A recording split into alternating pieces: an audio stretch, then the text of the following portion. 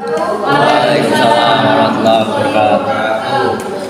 Yang terhormat Bapak Kepala Sekolah Pak Heri Effendi SPD, dan yang kami hormati Bapak Ibu Dewan Guru beserta staf tata usaha.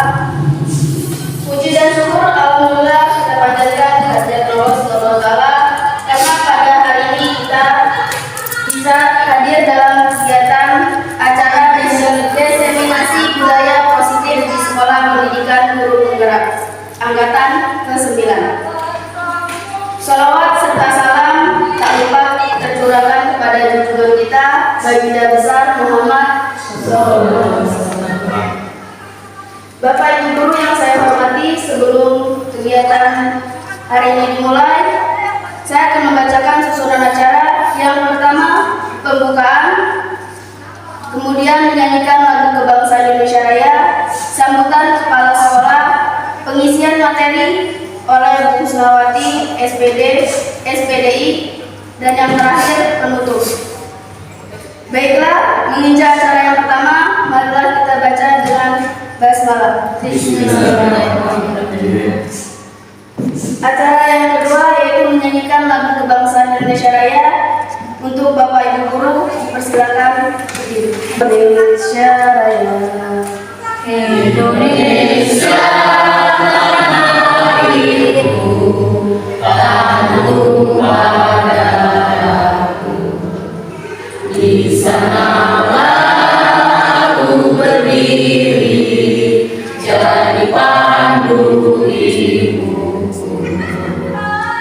Indonesia kebangsaanku, bangsa dan tanah airku. Marilah kita berseru, Indonesia bersatu. Hiduplah tanahku, hiduplah negeriku, bangsaku, rakyatku semuanya.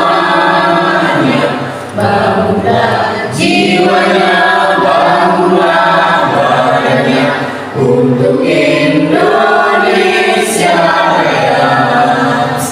Indonesia Raya, merdeka, merdeka, tanahku, negeriku yang ku cinta. Indonesia Raya, merdeka, merdeka, hiduplah Indonesia Raya. Indonesia Raya, merdeka, merdeka, tanahku, negeriku yang ku cinta. Indonesia Raya, merdeka, merdeka, hiduplah Indonesia Raya. Bapak Ibu Guru, persilakan duduk kembali. Assalamualaikum warahmatullahi wabarakatuh. Waalaikumsalam warahmatullahi wabarakatuh. Alhamdulillahirabbil alamin, wassalatu wassalamu ala sayyidil sayyidina wa maulana Muhammadin wa ala alihi wa sahbihi ajmain, amma ba'du. Yang saya hormati Bapak Ibu Dewan Guru serta staf tata usaha SMP 1 Atap 1 Pangkas. Alhamdulillah, syukur dari Allah Subhanahu wa taala pada kesempatan yang dipanjatkan karena bukan ridhonya dan memberi kesehatan sehingga dapat berkumpul kembali di ruangan ini dalam rangka menyukseskan program calon guru penggerak yang berasal dari SMP kita. Salam dan salam kalau kita saya ngagungkan pada kita dan bersama Muhammad sallallahu alaihi wasallam. Dan insyaallah kita semua mengharapkan kepada Tuhan. Amin ya rabbal alamin. Bapak Ibu Dewan Guru atau peserta hari ini, ini sesi yang kedua yang pematerinya akan disampaikan oleh Bu Kusnawati, yaitu calon guru penggerak angkatan ke-9 ke-9 ya, ke-9 yang mana salah satu tugas dari CGP ini adalah istilahnya ada aksi nyata. Nah, untuk itu kita selaku warga SMP 1 Atap mendukung sepenuhnya program CGP ini.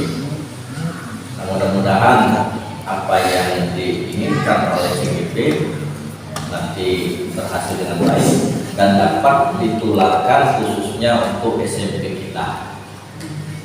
Saya rasa itu saja yang dapat saya sampaikan. Yakinlah calon-calon CGP sekalian, kami semua mendukung program-program yang akan dilaksanakan. Itulah yang saya sampaikan. Untuk kurang mohon maaf. Wassalamualaikum warahmatullahi wabarakatuh. Waalaikumsalam warahmatullahi wabarakatuh. Terima kasih saya ucapkan kepada Bapak Kepala Sekolah yang telah memberikan sambutannya. Acara yang selanjutnya pengisian materi oleh Bu Sunawati SPDI. Waktu dan tempat saya persilakan. Mana lagi? Tidak siswa.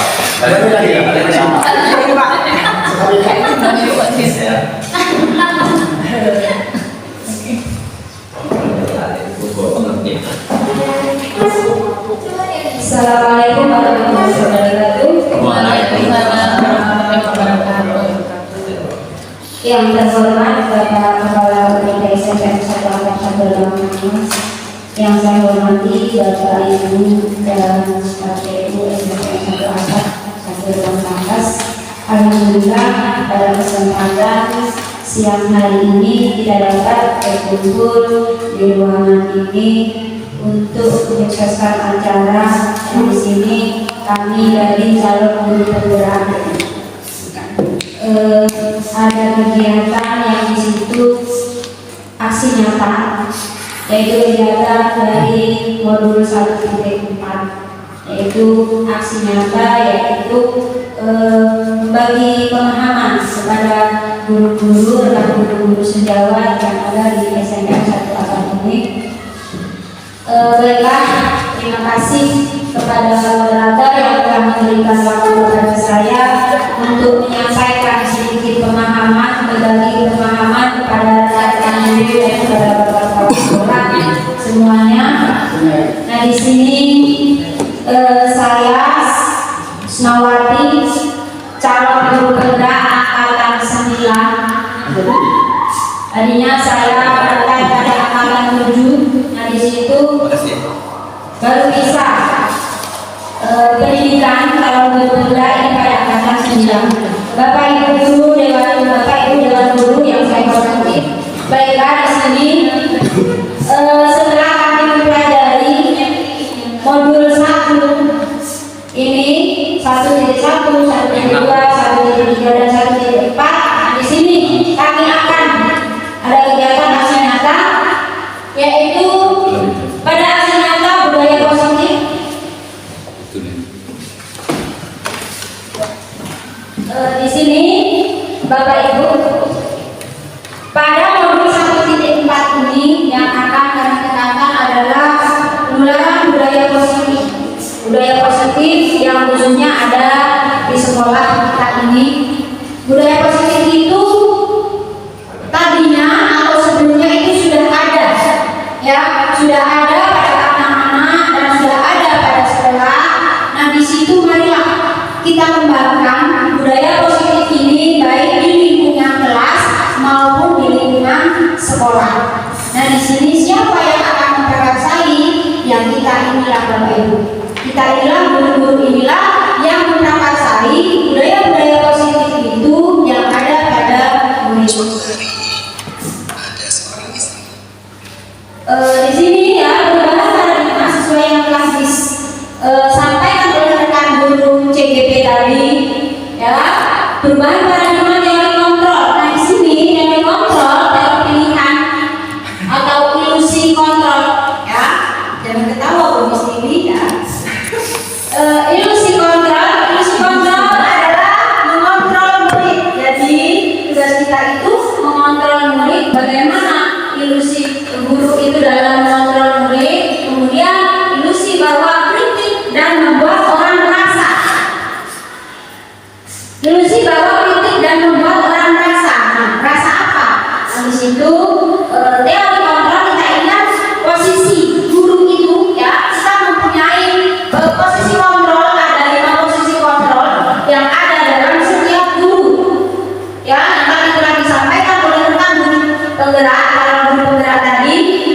yaitu setiap guru itu kita sebagai penghukum atau sebagai membuat rasa bersalah atau membuat kita sebagai teman, kita sebagai pemantau atau kita sebagai manajerial. Semuanya itu Bapak Ibu guru sudah kita lakukan semua. Bahkan setiap hari kita posisi kontrol kita itu ya jadi penghukum. Kenapa anak merasa bersalah? Kita sebagai penghukum. Nah, bagaimana apakah itu sudah tepat? Saya sendiri sudah yang melakukan, saya merasa semuanya sudah pernah saya lakukan. Kenapa?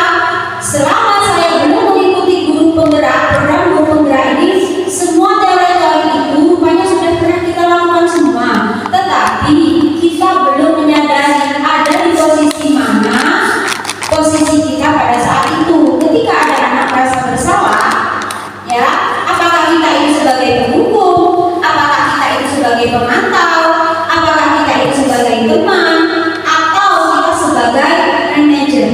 Nah, rupa-rupanya yang paling baik adalah posisi kita sebagai manajer. Nah, berarti sebagai penghukum kita tidak sadar, ibu-ibu, bapak-bapak ya, kita tidak sadar ketika anak bersalah kita kamu. Nah, kata-kata dengan menunjukkan tangan seperti itu berarti posisi kita itu sebagai penghukum. Jadi tanpa kita sadar kita sudah pernah melaksanakan semua. Kita pernah melaksanakan semua. Kita tidak menyadari itu. Kita tidak bisa mengontrol diri kita itu ada di posisi mana. Nah, ya. Jadi kemudian yang membuat merasa bersalah ketika ada anak merasa bersalah, ya, kita beginikan. Coba nak, kamu tidak sadar dengan kata-kata seperti itu. Apakah kamu tidak sadar kalau kamu berlaku seperti ini? Coba kalau kasihani ibu, nanti ibu dimarahi kepala sekolah. Nah, apa kalian tidak sadar ibu kamu bagaimana cara mencari uang itu kan susah. Nah, secara seperti itu dengan kata-kata yang seperti itu berarti posisi kita itu sebagai membuat rasa bersalah. Anak itu merasa bersalah, ya, anak membuat semakin bersalah. Kata kita menurut kita tadi kan sudah baik tuh, sudah baik. Coba jangan begitu nak, apa nggak kasihan orang tua kamu cari uang susah-susah, panas-panasan, ya istilahnya kerja pagi pulang sore, kamu seperti ini, ya. Nah, dengan kata-kata seperti itu membuat anak merasa bersalah. Nah, kemudian yang ketiga adalah posisi kita sebagai teman. Nah, itu tadi sudah disampaikan juga tadi oleh guru gerak tadi. Posisi kita sebagai teman, ayolah. Nah, kata-kata seperti itu, yang seperti itu, yaitu tadi yang disampaikan bahwa boleh kita berlaku sebagai teman, tapi tetap ada batasan antara murid dengan guru. Kemudian sebagai pemantau, anak-anak ya melakukan suatu kesalahan, nah di situ mereka tidak mau mengerjakan tugas, kita suruh kerjakan. Kawannya ketika istirahat dia ketinggalan, ya kita suruh mengerjakan dalam kelas. Nah, kawan tadi yang istirahat, aku tetap di sini kerjakan tugas tadi yang ketinggalan. Nah, tetapi Bapak Ibu guru mengawasi. Nah, itu posisi kita sebagai pemantau. Nah, yang terakhir adalah posisi manajer. Jadi kita nanti yang akan kita lakukan adalah membuat mereka menyadari kesalahannya, terus kemudian kita menanyakan keyakinannya bagaimana itu. Jadi kita tidak buat mereka merasa bersalah. Itu posisi kita sebagai manajer. Nah, baiklah Bapak Ibu, ilusi bahwa semua penguatan positif, efektif dan bermanfaat. Nah, tuh ya. Jadi semua penguatan itu timbul dari guru itu membuat mereka bermanfaat. Kemudian ilusi bahwa orang dewasa memiliki hak untuk memaksa. Nah, di sini hak untuk memaksa, ya. Ilusi bahwa orang dewasa memiliki hak untuk memaksa. Apakah kita sebagai guru untuk memaksa mereka? Coba Bapak Ibu, apakah seorang guru itu berhak untuk memaksa peserta didiknya? Misalnya mengikuti kemauan kita, kamu harus seperti ini loh, kamu harus jadi seperti ini. Nah, sesuai dengan filosofi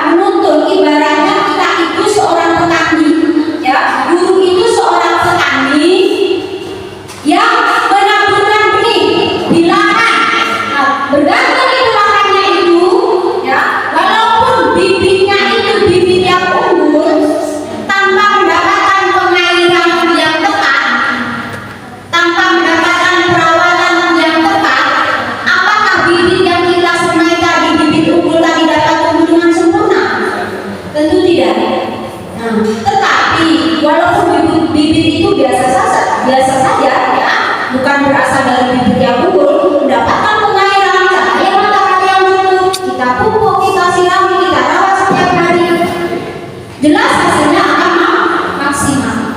Itu ya, jadi kita tidak bisa memaksakan ya. Orang dewasa memiliki hak untuk memaksa, jadi kita tidak bisa memaksakan kehendak kita kepada peserta didik kita. Next. Apa makna dari disiplin? Nah, dari sini berhubungan dengan kita memaksa siswa kita tadi, peserta didik tadi, untuk mengikuti kata disiplin. Apa sih disiplin itu?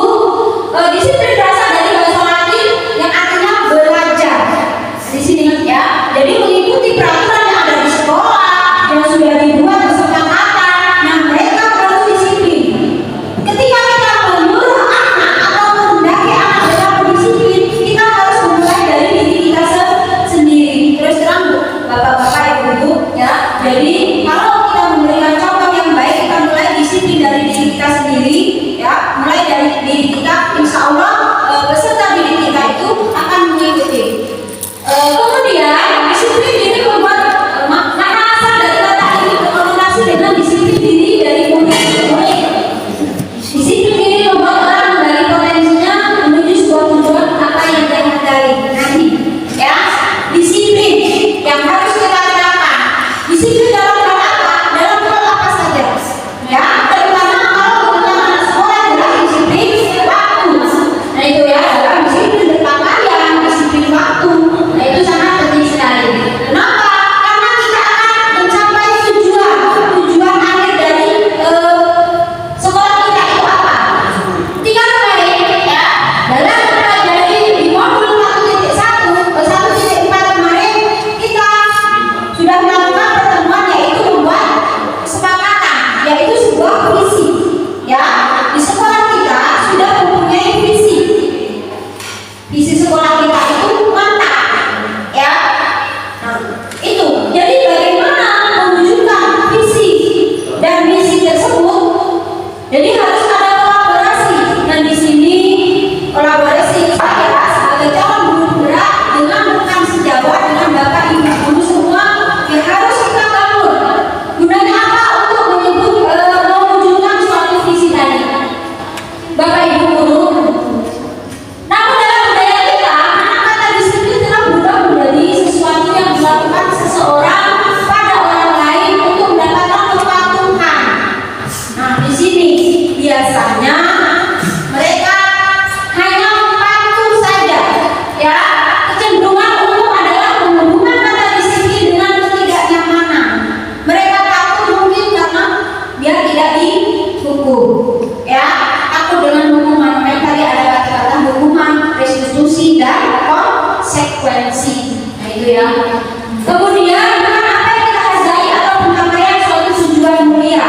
Sejatinya kalau memang mereka menyadari mana kata disiplin itu, mereka melakukan sungguh-sungguh dari dalam hati mereka sendiri, akan terwujud suatu tujuan yang mulia. Jadi mereka melakukan tidak dibayang-bayangi dengan suatu hukuman ya. Tuh, next. Apa makna kata disiplin? Nah, nilai-nilai kebajikan adalah sifat positif manusia. Nah ini program guru penggerak ini salah satunya adalah mewujudkan murid atau siswa yang berprofil pelajar Pancasila.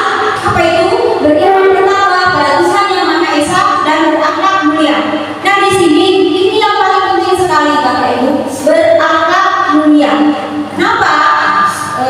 Saya tekankan di akhlak yang mulia ini. Kalau akhlaknya sudah baik, insya Allah tanpa kita paksa mereka untuk menghormati guru, untuk menghargai teman, kalau akhlak mereka baik, jelas dengan sendirinya yang lain akan ikut ya. Jadi mereka secara tidak langsung akan menghormati teman, akan menghargai guru ya, akan patuh kepada peraturan. Nah itu kalau anaknya sudah baik. Kemudian yang kedua adalah mandiri ya. Mereka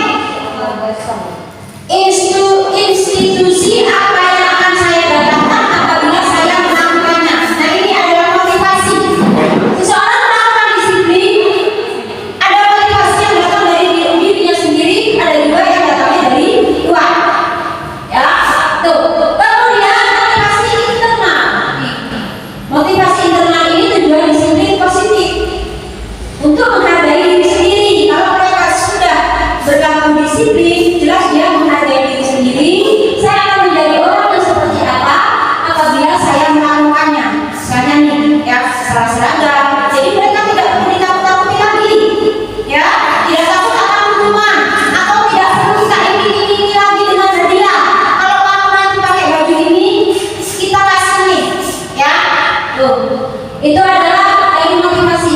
Next. Menurut KHD yang belajar Dewantara, merdeka itu artinya tidak hanya terlepas dari perintah, akan tetapi juga cara buat memerintah diri sendiri. Itu artinya kita sudah merdeka. Ya, kalau kita masih diperintah terus berarti kita itu belum merdeka. Tuh ya Bapak Ibu. Ya, jadi cara kita mengerti bisa memerintah diri kita sendiri tanpa harus dipaksa, tanpa harus ada hukuman baru kita bisa melakukan sesuatu, tanpa harus ditakut-takuti. Ya, nilai saja kita melakukan itu dengan kesadaran diri kita sendiri. Usah karena takut dengan bapak kepala sekolah saya harus begini, saya takut dengan ibu api-api, saya takut dengan bu api mengatakan ke kalian. Nah, berarti kan belum ada dalam diri murid itu. Jadi tugas kita sebagai guru yaitu tadi memberikan pengertian kepada mereka agar terbangun rasa disiplin positif. Nah di sini ada istilah dihukum oleh penghargaan. Pernahkah Bapak Ibu Dewan Guru memberikan suatu penghargaan kepada murid ketika murid berprestasi? Pernah ya. Nah di situ bahwa penghargaan berlaku sama dengan hukuman. Ini ada istilah penghargaan sama dengan hukuman. Dalam arti meminta atau membujuk seseorang melakukan sesuatu untuk memenuhi suatu tujuan. Misalnya nih, kalau kamu dapat, ya, kalau kalian nanti dapat juara, saya beri, ya. Nih, kemudian dorongan eksternal dan ada faktor ketergantungan. Misalnya, pernahkah kalau pas pembagian rapor kita memberikan penghargaan, kita memberikan hadiah.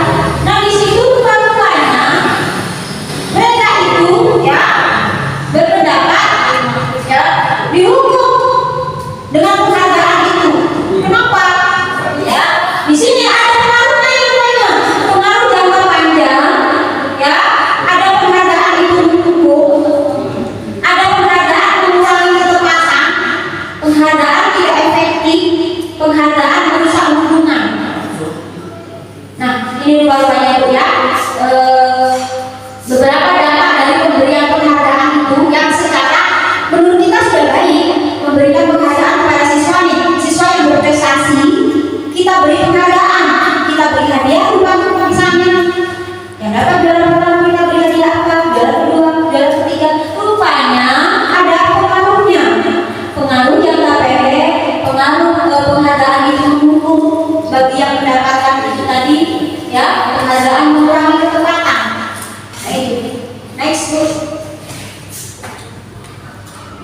Bentuk program kebajikan di sini ya dalam memberikan apresiasi pengakuan berdasarkan dengan penghargaan tadi. Kita kan biasanya memberi apresiasi ya, perlu diingat beberapa hal nih dalam memberikan apresiasi tadi. Siswa yang sudah berhasil kita beri apresiasi, misalnya entah mereka bisa melakukan sesuatu kita beri apresiasi.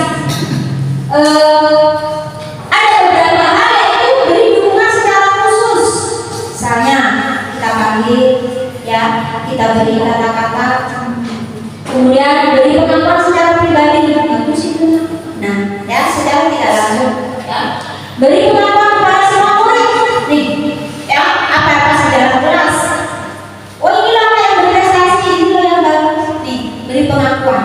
Kemudian beri pengakuan secara konsisten dan fokus pada proses, tapi tetap pada prosesnya. Bagaimana cara mencari keberhasilan itu ya, membuat sesuatu kebajikan yang mereka lakukan, kita terangkan prosesnya bagaimana, kita beri pengertian kepada mereka.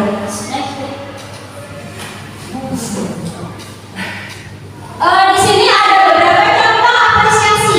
Ketika kita memberikan apresiasi kepada siswa, nih ada beberapa contoh.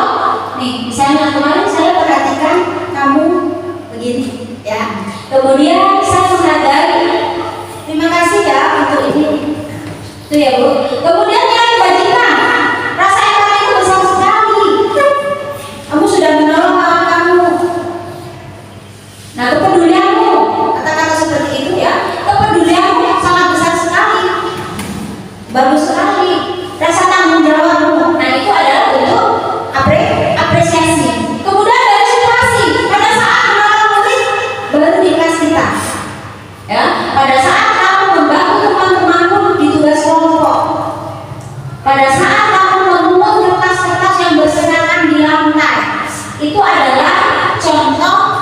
apresiasi kita kepada murid. Oh ya Bu, sudah pernah kita lakukan semua, tapi kita tidak menyadarinya. Sudah, sekarang tidak langsung kita sudah menyadarinya. Oh terima kasih sudah, ya sudah kamu ambil kertas-kertas yang berserakan di lantai. Next. Bapak Ibu guru, nah di sini ya berkenaan dengan nilai-nilai kebajikan tadi, kemudian disiplin, baik disiplin diri sendiri ataupun disiplin kelas, berkenaan dengan peraturan yang ada di sekolah yang telah kita sepakati. Nah, di sini ada suatu keyakinan kelas. Mengapa kita memiliki peraturan harus menggunakan helm mengendarai kendaraan roda 2? Kenapa Bu? Kenapa kok kita harus menggunakan helm? Supaya selamat. Mengapa kita memiliki peraturan 3M? Menggunakan masker, cuci tangan, menjaga jarak. Apa itu tujuan? Supaya tidak tertular penyakit. Supaya tidak tertular penyakit. Berarti menjaga kesehatan.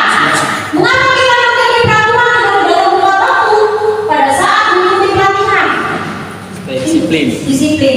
Nah, dari kata-kata yang Bapak Ibu ucapkan tadi, ya, dari kata kesehatan, kemudian keselamatan, kemudian disiplin. Nah, dari itu, ya, itu adalah suatu keyakinan atau nilai-nilai yang perlu kita tanamkan kepada murid. Nah, di sini, ya, untuk membuat suatu keyakinan kelas tadi, kata-kata itulah yang perlu kita sampaikan. Jadi mereka ketika mereka membuat keyakinan kelas itu, intinya mereka itu berubah pada perilaku yang positif. Itu ya. Jadi nanti kita buat, kita bersama-sama kita mulai. Saya sudah memulainya kemarin di kelas 7B dan kelas 7A. Ya, jadi nanti insya Allah akan kita tularkan ke kelas-kelas yang lain. Kita membuat keyakinan kelas itu secara tidak langsung. Kalau kita sudah membuat keyakinan kelas, kita tanamkan di kelas, mereka akan membaca. Jadi kalau mereka melanggar sesuatu yang bertentangan dengan keyakinan kelas itu, mereka sudah menyadarinya. Nah, itu ya. Jadi untuk mendukung motivasi intrinsik kembali ke nilai-nilai keyakinan lebih menggerakkan seseorang dibandingkan mengikuti serangkaian peraturan-peraturan. Nah, ya di sekolah setiap sebuah instansi jelas memiliki peraturan. Peraturan itu memang sengaja dibuat, ya sengaja dibuat. Tetapi di sini, ya dalam kelas selain kita mempunyai peraturan sekolah, ya, tetapi kan kalau peraturan sekolah itu tidak boleh membuang sampah pada sembarangan, ya kan? Tidak boleh meloncat pagar, tidak boleh datang terlambat, tidak boleh menggunakan seragam yang bukan seragam sekolah. Itu kan peraturan. Nah, tetapi di sini keyakinan kelas kata-katanya bukan yang seperti itu Bapak Ibu. Jadi kata-katanya yang positif. Misalnya tadi disiplin, bertanggung jawab, ya, buang sampah pada tempatnya, jaga kebersihan. Nah itu saja. Jadi tidak perlu menakut-nakuti. Ya kalau kita membuat nanti kalau kita membuat keyakinan kelas. Next. Yang mana yang merupakan keyakinan kelas Bapak Ibu? Ini udah jelas nih. TK Dharma Wanita Persatuan Satu nih. Ini kesepakatan kelas. Kesepakatan kelas. Kita buat kesepakatan. Caranya bagaimana yang tadi sudah disampaikan oleh calon guru-gurunya. Itu tadi ya, jadi buat kesepakatan kelas atau suatu keyakinan kelas, kita gali dulu beberapa dari murid-murid, dari siswa kita. Nah, ya proses seperti itu. Nah di sini ada kesepakatan kelas, datang tepat waktu, mengucapkan salam, menjaga kebersihan sekolah, berdoa sebelum dan sesudah kegiatan, aktif dalam pembelajaran, tertib. Kemudian kesepakatan kelas lagi, kami guru dan murid yang saling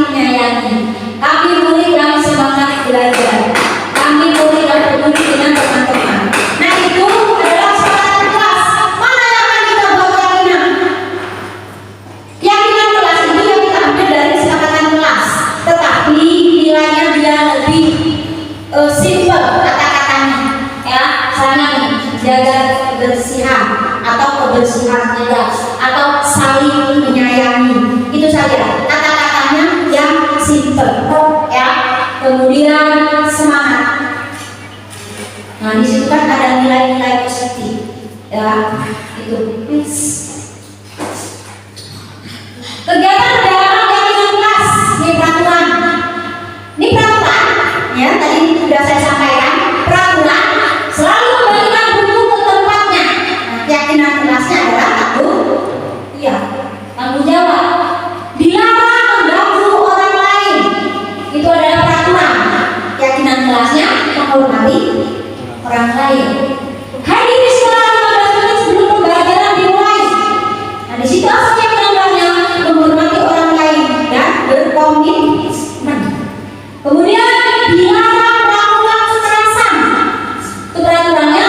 Kemudian yang kelasnya adalah keselamatan, menghormati orang lain. Misalnya nih, ya kalau di kelas itu kan sering anak-anak itu kan membuli kawan-kawannya, ya apa mengeja orang tuanya. Nah itu kan, kita mau keselamatan keyakinan kelasnya apa itu? Yaitu menghormati orang lain. Kemudian dilarang peraturan, dilarang menggunakan narkoba. Itu kesehatan, ya bergantian atau menunggu giliran. Nah keyakinan kelasnya apa? Menghormati orang lain, bersabar. Kenapa? Karena di situ kalau kita antri itu kan berarti kan ada nilai positifnya ya, disiplin positifnya. Nilai positifnya yaitu bersabar. Kemudian gunakan masker berhubungan dengan kesehatan dan keselamatan. Next. Nah ini Bapak Ibu ya, setelah materi yang saya sampaikan tadi ada refleksi. Nah di sini dari penyampaian materi saya tadi, hal baru apa yang mengubah paradigma saya yang saya dapatkan, ya. Kemudian perasaan apa yang muncul selama mengikuti sesi ini? Coba, apa Bapak Ibu? Ketika saya mengikuti sesi ini, apa yang bisa berpikir apa nanti ke depannya, ya kan? Walaupun sebelum materi yang saya sampaikan, yang saya jelaskan dengan Bapak Ibu, saya berharap nanti mungkin Bapak Ibu ada yang berminat juga mengikuti program guru penggerak. Nah di sini nanti kita akan bekerja sama bagaimana kita mewujudkan suatu visi di sekolah kita ini. Kita menjadikan murid kita, ya, menjadikan murid kita itu mereka tumbuh berkembang dengan kodratnya masing-masing. Kenapa? Kalau mereka tidak mau kita gali potensi yang ada dalam diri kita, dalam diri mereka, tidak kita gali, tidak kita bimbing untuk mengembangkan. Sebenarnya kalau menurut teori, ya teori gunung es, bahwa potensi yang ada dalam diri seseorang murid itu yang muncul itu cuma 2% atau 20%. Yang lainnya masih terkubur. Jadi tugas Bapak Ibu guru dan juga tugas saya, khususnya saya dan Bapak Ibu guru, tugas kita semua menggali potensi yang masih ada dalam diri peserta didik itu tadi agar tumbuh. Kalau sekarang mungkin mereka masih belum menyadari. Nanti setelah mereka berusia 17 tahun atau setelah lulus SMP, baru mereka menyadari potensi yang ada dalam diri mereka itu. Jadi tugas kita sekarang adalah bagaimana menumbuhkan bakat dan minat kepada para peserta didik kita. Jadi kita bimbing, marilah kita bimbing apa kemampuan dari mereka, kita dukung apa yang ada dalam diri mereka, bakat mereka untuk menjadikan mereka manusia yang diakui nantinya. Mereka diakui, dirinya itu diakui, dihargai, baik dirinya sendiri maupun di lingkungan masyarakat. Itu tugas kita. Kemudian peran AMOM, seperti apakah yang saya lakukan selama mengikuti modul ini? Terus terang peran AMOM, namanya AMOM, ya menurut Ki Hajar Dewantara, ya kita itu ada istilah Ingersok, Suntulodo, Imadio, Mamungkaso, Tungguri, Handayani. Nah itu, jadi yang kita pegang itu sistem AMOM. Ranamon. Jadi kita itu sekarang dalam kurikulum merdeka ini seorang guru itu di apa itu ditekankan. Jadi pembelajaran kita itu berpusat pada murid. Jadi tugas guru adalah menuntun murid-murid kita, ya, menuntun, membimbing. Tuh, jadi kita dukung, kita beri semangat mereka. Kemudian saya akan menjadi abangnya seperti apakah setelah mengikuti modul ini. Nah, tuh ya Bapak Ibu, setelah mengikuti modul ini nanti saya akan insya Allah saya akan memberikan dukungan kepada mereka, ya, apa itu semangat saya. Nah, ketika saya mempelajari modul ini banyak sekali ilmu-ilmu yang saya dapatkan. Menurut saya, tindakan saya sudah tepat. Ketika saya ada anak yang bermasalah, saya panggil mereka, saya selesaikan masalah, ya. Karena di situ ada pertanyaan dalam penyelesaian masalah itu ada sedikit dari institusi yang memang harus kita lakukan tahapan-tahapannya. Memang sudah pernah kita lakukan ketika ada anak yang bermasalah. Kita panggil mereka, kita tanyakan alasan mereka. Tetapi yang belum kita lakukan adalah kita belum menanyakan keyakinan mereka. Kamu melakukan seperti ini alasannya apa? Sudah pernah Bapak Ibu lakukan itu?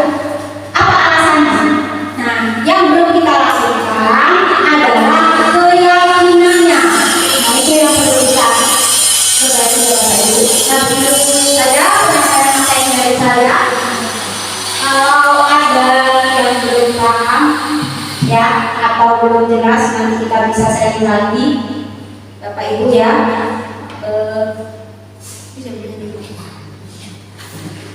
Karena waktu yang sudah pukul 12, ya, kata kepala sekolah kemarin, jadi mengingatkan saja. Jadi sebelumnya materi yang saya bisa saya bagi dengan Bapak Ibu guru sekalian dalam aksi nyata tersebut, ya. Jadi semoga apa yang saya sampaikan dapat memberi pencerahan untuk diri saya sendiri dan semoga juga untuk Bapak Ibu guru sekalian. Atas perhatiannya dan kerjasamanya saya ucapkan terima kasih. Billahi taufiq wal hidayah. Assalamualaikum warahmatullahi wabarakatuh.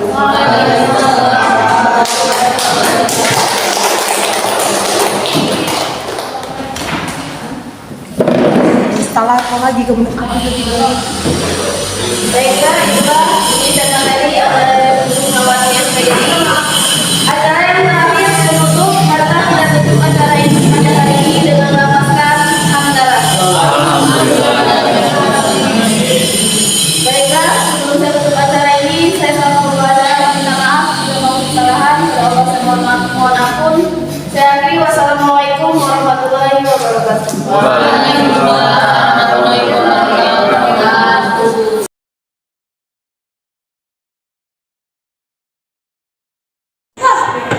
Nah, ya, kita kelas 7A, ya, untuk pelajaran PAI, ya, kita akan membuat kesepakatan kelas yang mana khusus untuk pelajaran PAI. Jadi nanti sebuah kesepakatan kelas itu dari kalian, ya, dari kalian itu nanti kalian sendiri yang akan mempraktekkan ini, ya. Kesepakatan kelas itu jadi suatu keyakinan, ya. Ibu akan membagikan kertas, nanti kalian tulis. Jadi kita akan tempelkan di sini, ya.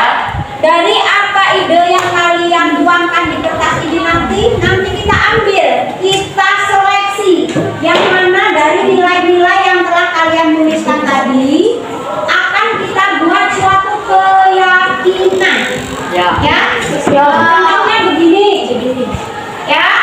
Contohnya, jadi itu berupa kata-kata yang jangan bersifat negatif. Jadi harus kata-kata yang positif. Jadi jangan misalnya jangan mengambil pena, ya. Jadi harus kata-kata yang positif. Jadi kita akan membudayakan, ya, budaya positif di kelas 7A khusus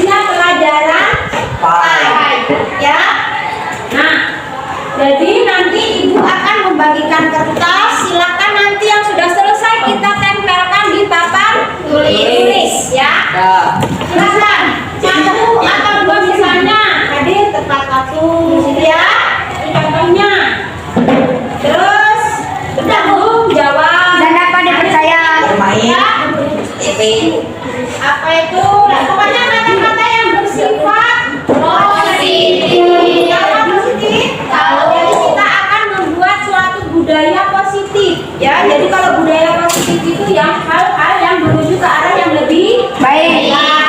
Jadi nanti kalian, kalau kalian melanggar misalnya ada yang terlambat, kan tidak sesuai dengan kesepakatan yang sudah kita sepakati dalam kelas ini. Ya, ini akan dibagikan ya. Silakan kalian tuliskan nanti apa kata-kata yang ingin kalian gunakan. Menurut kalian kelas itu harusnya bagaimana? Positif tidak ada jawaban. Tuliskan huruf besar ya. Kita tuliskan satu atau dua saja. Terserah nanti kita akan tempelkan di sini kasih satu aja ya.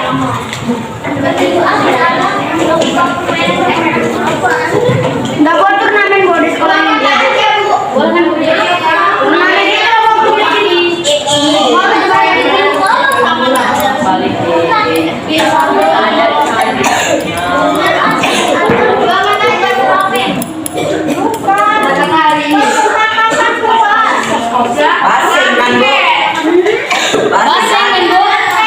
Misalnya tidak Ya, berhubungan dengan itu. tidak pernah bayar kas. Tapi kata-katanya yang positif. Jadi jangan kalau misalnya dengan sudah dengan kas, berarti bayar kas tepat. Itu kata-katanya dia. Boleh dua kata satu orang dua saja. Bikin aja. Nanti kita tempelkan di sini ya. Bikin. Kalau sudah selesai boleh ditempelkan di depan. Pakai apa Bu? Pakai gigi. Ini nempelkannya pakai lem. Oh iya. Oke siap, bukan boleh. Satu saja.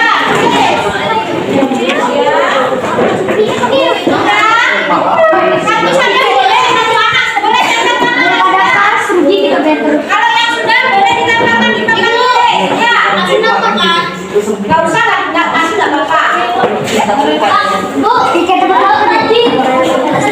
Ngaji dolar. Mana Bu? Ada di sekolah itu. Sekolah di tiket. Berikan tempat waktu. Tiket. Bu, dengan tiket kelas kami. Huruf gede semua Bu. Tidak bolos.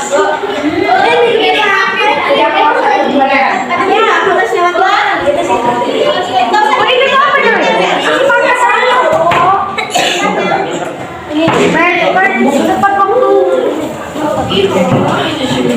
Tiket ya boy. Kabar ya? Tiket.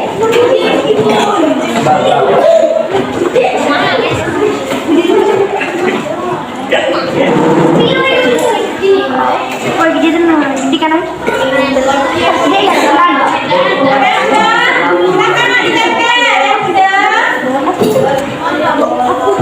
Basing kan Bu, yang penting positif. Iya.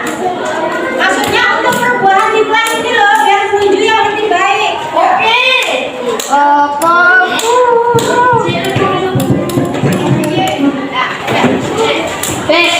Kata-kata hari ini. Kembang melati petik. Apa itu pembacaan? Aku nggak apa-apa. Ya, ini Bu, jadi kayak gini Bu. Ya. Ini Bu, jadi Bu. Boleh. Ini kata-kata. Ini kita pilih nanti. Kamu pilih yang mana? Boleh dikasih nama Bu. Boleh. Gantian nggak gantian?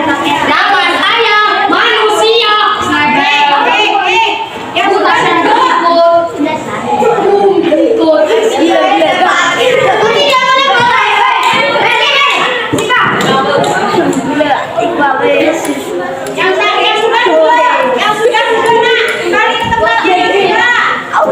Apa tidak bisa? Halo guys. Halo guys.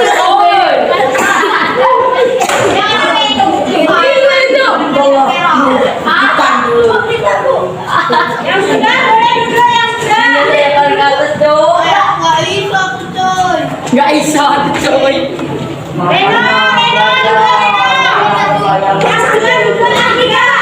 bolos. Ada 3 kali. Kasih Lokman lagi. Semoga punya sini bagus. Tidak makan jam belajar nggak?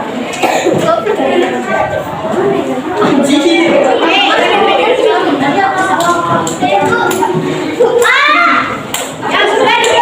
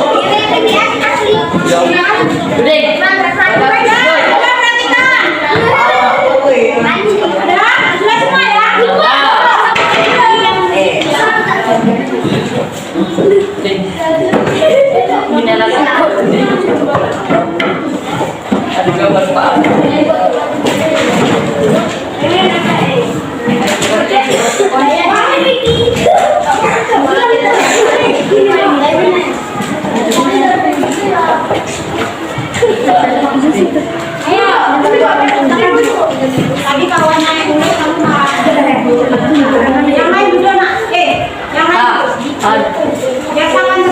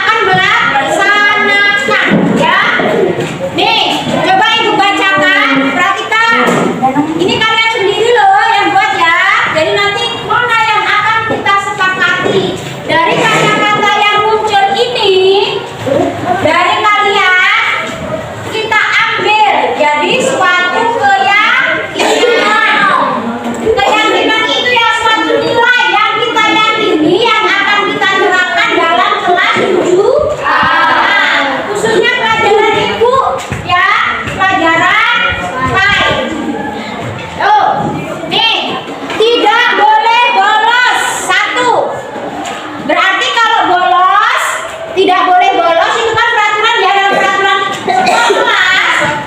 Ya, peraturan sekolah juga tidak boleh bolos. Berarti berhubungan dengan apa itu? Disiplin ya. Berarti siapa yang kelasnya disiplin ya. Nah, sekretarisnya mana sekretaris kelas? Kalau dicatat mah satu disiplin itu kan tidak boleh. Itu di sini ya. Masih ada sepeda boleh itu nggak?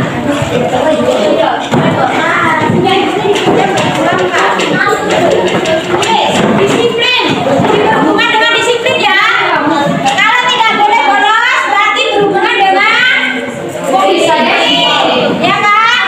Kemudian bayar kelas tepat waktu. Berhubungan dengan disiplin juga. Bayar kelas tepat waktu. Ini sama. Tidak bertanggung jawab. Tidak bolos ya. Kemudian boleh memakai sepatu di dalam kelas, tidak boleh bolos. Memakai sepatu di dalam kelas boleh tidak? Hidup Indonesia. Boleh. Tidak? Boleh. Tidak boleh. Kalian jangan mengepek, apalagi kalau nanti musim hujan. Dari dulu kalau peraturan di SMP 1 atas ini memang tidak boleh memakai sepatu di dalam kelas. Kebiasaan yang baik itu jadi harus kita pertahankan. Kenapa? Kalau memakai sepatu di dalam kelas nanti pas hujan becek, kelas kalian nanti bentuknya seperti apa? Ada babi. Boleh ya, nggak boleh seperti itu ya. Kemudian tidak boleh bolos lewat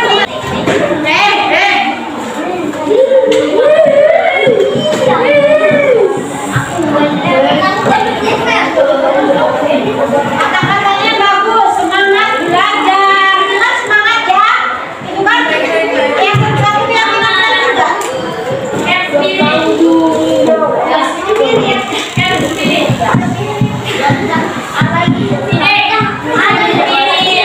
Bertanggung jawab.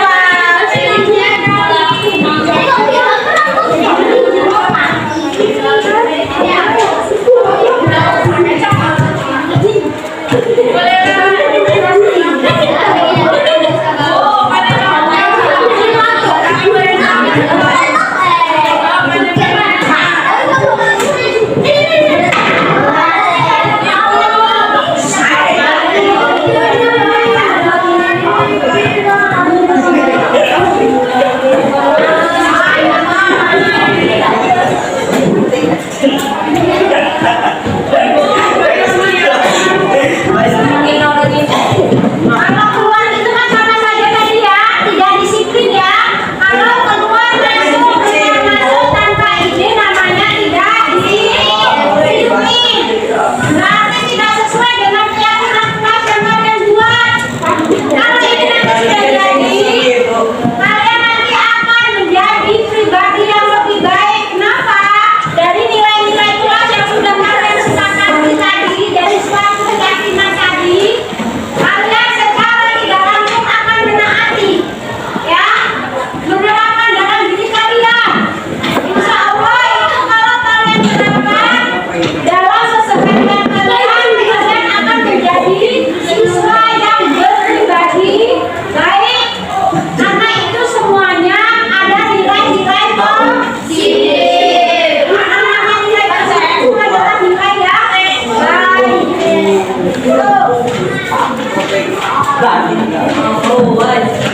Hormati dan menyayangi. Sama kenal. Hormati dan menghargai.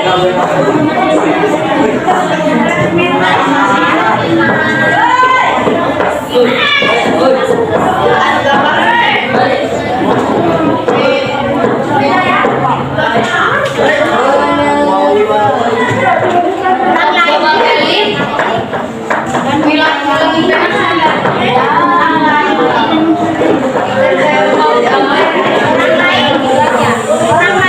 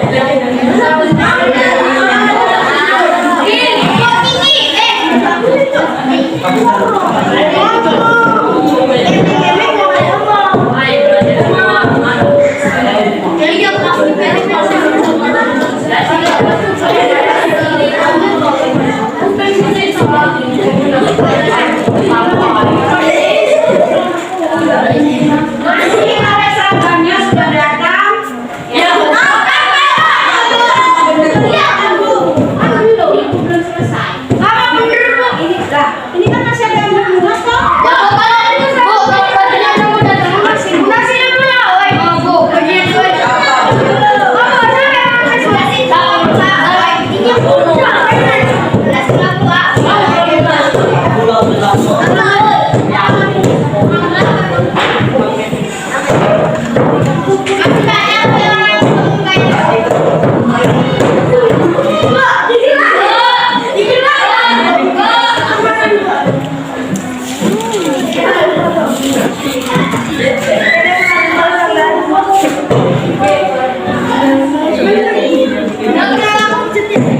Iya.